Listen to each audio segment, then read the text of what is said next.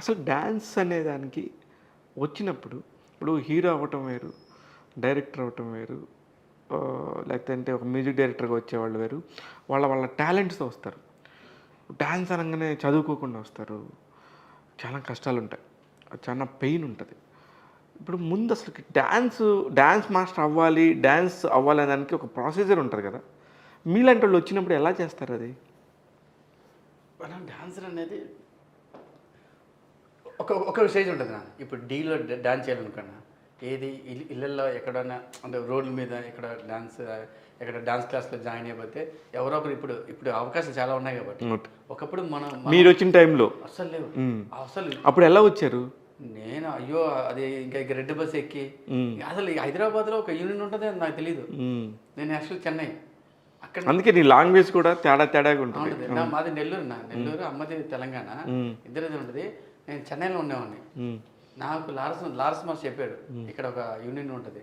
అప్పుడు ఎంత కార్డు నా డాన్స్ కార్డు, ఇప్పుడు 5 లక్షలు, అప్పుడు ఎంత 5,000, అది 2,500 కట్టాలి. అప్పుడు డబ్బులు లేవు, 2,500 డబ్బులు లేవు. దానికి వాడి దగ్గర 1000 వీడి దగ్గర 1000 తీసుకొని ఒక ట్రైన్కి నాకు జనరల్ అంటే తెలియదు. నాకు అప్పుడు చిన్నప్పుడు షూటింగ్ చేస్తుంటాను. ఫస్ట్ టైం జనరల్ అంటే చెక్కలు ఉంటాయి.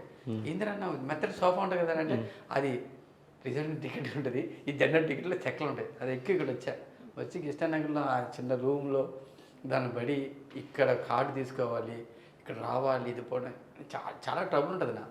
మీకు తెలియదు ఏముంటుంది, చాలా ట్రబుల్ ఉంటుంది. మనకి ఎవడో తెలియదు. మరి అప్పుడు ఫుడ్ ఎలాగా, పని రాకపోతే మీకు విషయం తెలుసా, నేను రోజు పోయి నేను అడిగాను యూనియన్ ఎక్కడ అంటే ఇది అన్నాడు. నేను పోయి రోజు ఒక యూనియన్లో పోయి కూర్చున్నావాడిని. అది డాన్స్ యూనియన్ కాదు, ఫైటర్ యూనియన్. బయట డాన్స్ యూనియన్ 3 రోజులు కూర్చుంటాను. పోయి టీవీ అక్కడ ఉంది, అందరూ కూర్చోంటారు, క్యారమ్ బోర్డ్ ఆడుతుంటారు. నేను కూడా వచ్చి కూర్చొని వెళ్ళిపోయేవాడిని. అయితే యూనియన్కి వచ్చాము పోయేవాడిని. నాకు తెలియదు అది. ఒక 2 రోజులు ఒకడున్నాడు ఇప్పుడు శేఖర్ మాస్టర్ దగ్గర, వాడు ఇన్ఛార్జ్ సూర్యని. వాడు నేను పోతుంటే అక్కడ కూర్చోండి, నన్ను చూశాడు. ఈ శాంతిని ఎక్కడ చూసినట్టుంది అంటే నేను పక్కగా ఉంటాను కదా, పిలిచాడు నన్ను. ఇట్లా అన్నాడు, వచ్చాను అన్న నమస్తే అన్నాను. ఎక్కడికి వచ్చావు అన్నాడు. అదేనా మన యూనియన్కి వచ్చాను. మన యూనియన్ ఏ యూనియన్ అంటే డాన్స్ యూనియన్ అన్నాడు. రే డాన్స్ యూనియన్ ఇటు చూపిస్తున్నానంటరా, ఇదే కదా మన యూనియన్ అంటే. ఇది ఫైట్ యూనియన్ రా, డాన్స్ యూనియన్ పైన అవును, కింద పైన ఉంటాయి. ఇది తెలియక 3 రోజులు నేను రోజు కూర్చొని చూపోతా ఉన్నాడు, అర్థం చేసుకుంటాను. అంటే అంత అమాయకుడు నువ్వు అనా మనకేం తెలుసు నాకు అప్పుడే అప్పుడంతా ఏం తెలియదు నా. తిండి తెలీదు. ఏం తినేవాళ్ళు? నాకు ఎప్పుడు చూసినా మీ ఇంట్లో మీ దానిలో గిన్నెలు కూడా కనపడేవి కాదు. మీరు ఏం తినేవాళ్ళు? అది గిన్నెలు అసలు అసలు వండి కూడా సీన్ మాకు ఉందా? ఎవరంటే వీళ్ళటోళ్ళు అక్కడ వంటండి, ఇట్లా వాళ్ళ ఇంట్లో వండుకోవడం అంత ఉండేది నా. చిన్న అన్నం వండుకుంటాం. అదేదో ₹2 అక్కడ సాంబార్ ఇస్తారు కదా, సిటిజన్ కేఫ్. అవును, ₹2 సాంబార్ ఇస్తారు.